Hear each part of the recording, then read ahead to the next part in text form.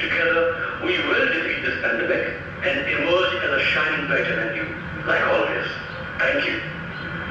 Hey, what is up everybody and welcome back to another video. So आज हम बात करने जा रहे हैं टॉप 5 मर्चेंट नेवी मिथ्स की। मर्चेंट नेवी अभी भी इतना पॉपुलर और कॉमन प्रोफेशन नहीं है और इस कारण अधिकतर लोगों को इसके बारे में जानकारी नहीं है, और अगर जानकारी है भी तो आधी अधूरी है। और इसी जानकारी के अभाव में बहुत सारी मिथ्स और मिसकंसेप्शंस लोगों के बीच में चल रही है, और सीफेयरर से भी कई बार ऐसे सवाल पूछे जाते हैं। मुझसे तो बहुत बार पूछे गए। तो आइए जानते हैं ऐसे टॉप 5 मिथ्स के बारे में और समझेंगे कितनी सच्चाई है इन मिथ्स में। Number 1, seafarers drinks a lot. अरे आप जहाज में काम करते हो ना, दारू तो पीते ही होगे। जहाज में तो फ्री में दारू मिलती है ना यार। इस बार आओगे ना तो प्लीज यार एक विदेशी पक्का लेके आना। हाँ जी बिल्कुल बिल्कुल, मैं करता ही क्या हूँ जहाज में, दारू ही तो पीता हूँ, जहाज में भी मतलब घर में भी लेके आऊँगा पक्का। जी नहीं, मजाक कर रहा हूँ मैं, दारू नहीं है ये, ऐसा कुछ नहीं होता है। और ये सबसे बड़ा भ्रम है। ये 90s की बातें और र्यूमर्स कब तक चलेंगे पता नहीं। आपके दादा परदादा ने आपको क्या कहानियां सुनाई है मुझे नहीं पता, बट आज के टाइम में ऐसा कुछ नहीं होता है। कई सारी companies zero alcohol tolerance policy follow करती है। कई सारी मतलब मोस्ट ऑफ द कंपनीज यही फॉलो कर रही है। कई कंपनीज हैं जहाँ पे अल्कोहल अभी भी अलाउड है, बट उनके भी कई सारे रूल्स एंड रेगुलेशंस हैं। जैसे हार्ड लिकर तो आपको मिलेगा ही नहीं, आपको बियर मिल सकती है, कोई और ड्रिंक मिल सकती है जिसका अल्कोहल कंटेंट 5% से कम होना चाहिए। दिन के 2 कैन से ऊपर आप पी नहीं सकते। 2 खाली कैन आप वापस दोगे तो भरे कैन आपको मिलेंगे। ड्यूटी से पहले आप पी नहीं सकते। तो भाई इतना सब करने के बाद कितना पिया और क्या पिया, तो इससे बेटर है भाई मत ही पियो। इसके अलावा जीरो अल्कोहल टॉलरेंस पॉलिसी अच्छे से इंप्लीमेंट हो सके, इसके लिए कंपनीज अनअनाउंस्ड अल्कोहल टेस्ट रखती है। इसमें होता क्या है कि रैंडमली हर महीने किसी भी क्रू मेंबर को उठाया जा सकता है, लाइक 2, 4, 5, 6, 7, 8, 10 आपकी मर्जी है, कितनों का भी आप ले सकते हो। उनका अनअनाउंस्ड अल्कोहल टेस्ट होगा ऑन बोर्ड शिप, और अगर उनके टेस्ट में अल्कोहल कंटेंट पाया गया तो भेज दिया जाएगा सीधे घर। अगर इस पॉलिसी को सीरियसली देखें तो सही भी है। करोड़ों का जहाज है, अरबों का कार्गो है, और उससे ज़्यादा इम्पोर्टेंट 20 से 25 लोगों की जान है जिसकी जिम्मेदारी आपके कंधों पर है। तो आप ऐसा रिस्क नहीं लेना चाहोगे। तो ये तो सरासर मिथ है। Myth number 2, seafarers have girlfriend wife at every port. इस मिथ के बारे में बात करने से पहले, टू माई रशियन गर्लफ्रेंड प्रिवेत and to my Spanish wife ओला and to my Chinese girlfriend, I am breaking up with you. Again, तुम्हारे दादा परदादाओं ने तुम्हें क्या मनोरम कहानियां सुनाई हैं पता नहीं, बट आज के ज़माने में ऐसा कुछ नहीं होता।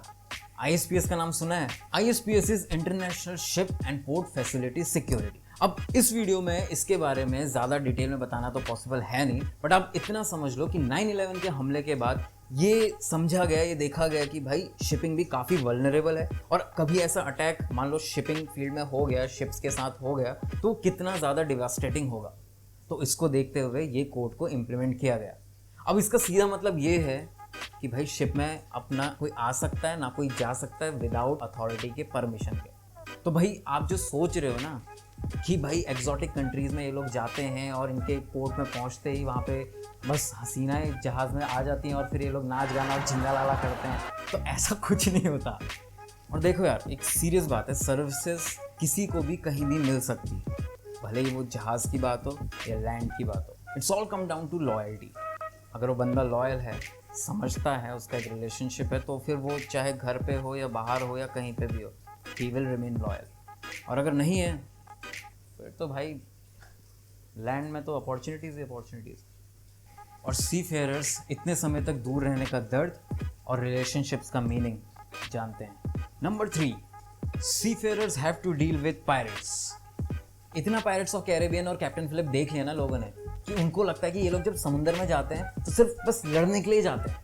देखो, कैप्टन फिलिप एक बहुत रियलिस्टिक मूवी थी जो कि एक रियल सिनारियो पे आधारित थी, बट पायरेट्स ऑफ कैरेबियन तो भाई पता है ना, फिक्शनल, टोटली फिक्शनल। तो ऐसा कुछ भी नहीं होता। सिर्फ कुछ सेलेक्टेड और पर्टिकुलर एरियाज में पायरेसी अभी भी होती है, लाइक अफ्रीकन कॉन्टिनेंट, वहाँ पे horn of Africa, Somalia, in areas में पायरेट्स अभी भी एक्टिव हैं। But company nowadays are so strict and concerned about the safety of life and ship that they're taking many security measures regarding this. जैसे वो आपको arm guards provide कर देते हैं। तो अभी इतना रिस्की नहीं है। और ऐसा भी नहीं है कि अगर आपका शिप उस एरिया में जाएगा तो आपको पायरेट्स मिलेंगे ही मिलेंगे, नहीं, ऐसा बिल्कुल नहीं। इसके अलावा कई और कंट्रीज़ हैं, जैसे ईस्टर्न कंट्रीज़ हैं, अपना थाईलैंड है, मलेशिया है, वियतनाम है, इंडोनेशिया है, इवन इंडिया। तो वहाँ पे ऐसे छोटा मोटा थेफ्ट होता रहता है। It all depends upon your crew, your ship. अगर आप अच्छे से सिक्योर है, आपका शिप सिक्योरिटी एकदम टाइट है, क्रू अलर्ट है, तो ये भी नहीं होगा। तो मेरा एक एक्सपीरियंस है ब्राज़ील का। हम लोग एंकरेज एरिया में थे, हमसे 4 माइल दूर एक दूसरा जहाज़ खड़ा था। उस जहाज़ ने लगभग 11 साढ़े 11 बजे के आसपास पोर्ट कंट्रोल को रिपोर्ट किया कि उसके जहाज़ में 4 से 5 पायरेट ऑनबोर्ड हो गए विद वेपन। और वेपन मतलब लंबा चाकू, एक मशेट टाइप। तो वो पायरेट चोरी करने की कोशिश कर रहे थे, जान माल की हानि पहुंचाने की कोशिश कर रहे थे, बट शिप का क्रू अलर्ट हो गया। उन्होंने अलार्म वगैरह रेस कर दिया, पोर्ट कंट्रोल को इन्फॉर्म कर दिया और वो लोग चले गए। तो कुछ हुआ नहीं लकीली, बट ऐसा हो जाता है कभी कभी। Number 4, seafarer lives glamorous life. Smart uniform, exotic countries, big ships. और ये इंस्टाग्राम वालों ने तो ज़्यादा ही रोमांटिसाइज कर दिया। तो मैं समझ रहा हूँ आप लोग ऐसा क्यों समझते हो, पर ये स्मार्ट यूनिफॉर्म के पीछे जो डर्टी गंदे बॉयलर सूट्स हैं वो कोई नहीं देखता। एक्सोटिक कंट्रीज जाने के बाद जो 12-12 घंटे की पोर्ट वॉचेस होती हैं वो कोई नहीं देखता। और जितना बड़ा शिप उतना उसके लिए मेंटेनेंस के लिए काम, ये सब भी कोई नहीं देखता। अब यार इस पॉइंट को मैं 100% मिथ नहीं बोल सकता, क्योंकि लाइफ तो डिपेंड करती है एक बंदे पे कि वो कैसे जीना चाहता है। और सेलर्स के पास ये दोनों ऑप्शंस रहते हैं, वो ग्लैमरस भी जी सकता है और वो एक नॉर्मल एवरेज लाइफ भी जी सकता है। बट हमें सिर्फ उनके इंस्टाग्राम पोस्ट से इन्फ्लुएंस नहीं होना है, उसके पीछे की मेहनत भी देखनी है।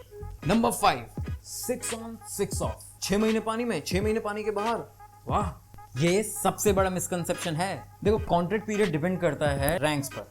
Different rank, different contract period. Crew का थोड़ा सा ज़्यादा होगा कॉन्ट्रैक्ट पीरियड और ऑफिसर्स का थोड़ा कम। और ऑफिसर्स में भी जैसे जैसे आपका रैंक बढ़ता है आपका कॉन्ट्रैक्ट पीरियड कम होते जाता है, बिकॉज रैंक बढ़ती है, आपकी रिस्पॉन्सिबिलिटीज बढ़ती है, प्रेशर बढ़ता है और आपका कॉन्ट्रैक्ट कम हो जाता है नेचुरली। इंडियन क्रू का कॉन्ट्रैक्ट जनरली 6 से 9 महीने का होता है और ऑफिसर्स का 3 से 6 महीने तक। वो भी डिपेंड करता है रैंक पर।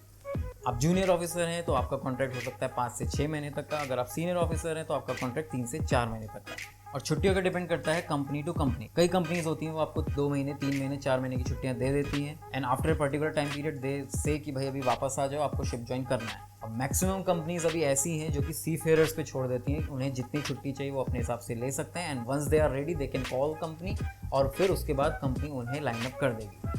तो मेरे केस में तो ऐसे ही होता है, ऐसे ख़त्म नहीं हो जाते।